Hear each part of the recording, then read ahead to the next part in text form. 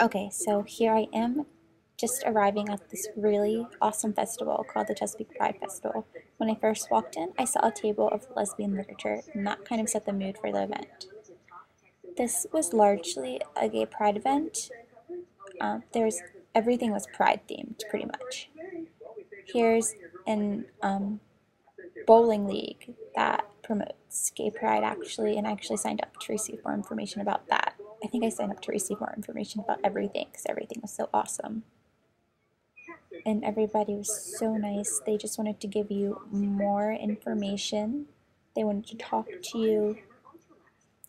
So even though this was a gay pride event, there were so many groups there. So many groups just fighting for equality. Like this group that wanted to legalize marijuana.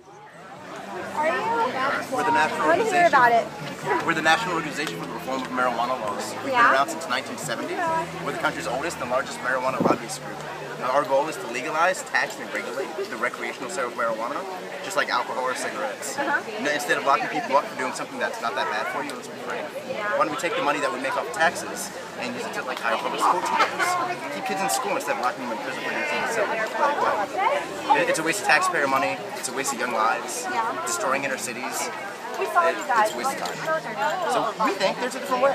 Yeah. And that's what we're pushing for at the national level. We're at the national organization. We currently have chapters in 38 states. We're about to start the Maryland chapter next year. And if you're interested, I would recommend signing up for our email list.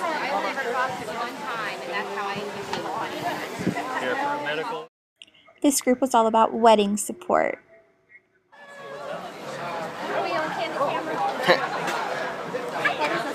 We are a website that is a resource for couples when they're ready to start planning their special day. They can come find caterer, DJ, florist, everything pre-qualified as non-discrimination. My favorite group there was probably the Human Rights Campaign. Here's a little bit from them. In the Employment Non-Discrimination Act, it makes it illegal to fire somebody based on sexual orientation or gender identity. Obviously we're going to be opposed by groups that would expect the Christian Coalition, Voice of the Family. So it's just really important that we continue to build public support. Then Paul and various other folks are out standing around in the sunshine today. I know, right? I got nice and earned too. So yeah, the best way to support our effort right now is just by becoming an HRC partner. Our partners just make a small monthly contribution with us. It's definitely the best way to give because it really helps us become efficient as an office. The Green Party was there actually fighting just to get on the ballot. Listen to this. We'll get you to sign a petition to keep the Green Party on the ballot, just in case you want to be able to vote for it. What county do you live in? Now the way this works, we need you to print your first, middle, and last name. You need to sign your name legibly with at least your middle initial, or they won't count it. That's why we're still petitioning. They threw out literally thousands of signatures. Really? Yeah. They claimed they were able to identify who the person was, but because the signature, it's weird. It's like, yeah, that's your signature, but it's not legible, so we're not going to count it, although we know it's yours. So, this was like a pride event, however, it was largely an event about equality. There are so many groups there fighting for what they believed in, even if it wasn't the majority belief. Culture largely played a role in this event, even though people were from different cultures. People from all cultures were coming together to spread the word for equality. The Human Rights Campaign wanted gays to be equal in the workforce. Smaller parties who just wanted to be on the ballot. The Obama campaign was there, people wanted marijuana reform.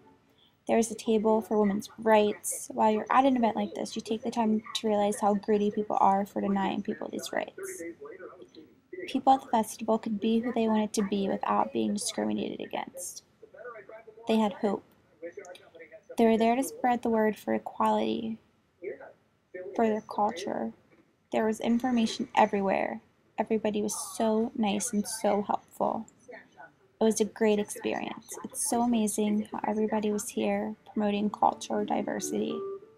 If there were more cultural diversity in the world would definitely be a better place.